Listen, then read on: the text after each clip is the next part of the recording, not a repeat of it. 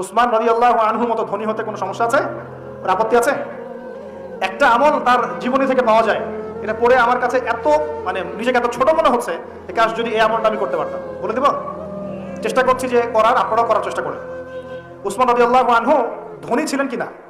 নবীর কাছে গিয়ে বলছেন যে আমার ধন সম্পদ খুব বেশি বাড়ছে, ইয়া রাসূলুল্লাহ আপনি সম্পদ একটু কমানোর দোয়া করেন তো আমার জন্য। চিন্তা করা যায় মানুষ এমন দোয়া কেউ করবে যুগে? আচ্ছা, নবী সাল্লাল্লাহু আলাইহি ওয়াসাল্লাম বললেন তুমি উটের পিঠে, গাধার পিঠে খাওয়া দাওয়া করো, ঠিক আছে, খাওয়া দাওয়া করো। তো তিনি খাওয়া দাওয়া করেন। এখন কয়দিন পরে, কয়দিন বলতে কতদিন আল্লাহ ভালো জানেন, তিনি এসে বলছেন ইয়া রাসূলুল্লাহ আমার তো সম্পদ আরো আগের চেয়ে বাড়তেছে, দেখি আপনি কি দোয়া করলেন? সম্পদ আরো বাড়া শুরু করেছে এখন। তখন তিনি বলছেন যে তুমি যখন খাও তখন তোমার হাত থেকে যদি খাবার পড়ে যায় তুমি কি করো?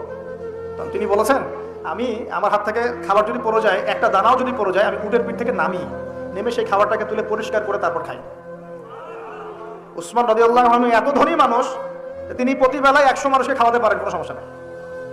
তিনি একাই তাবুকের যুদ্ধে 30,000 সৈন্যের দায়িত্ব নিয়েছেন।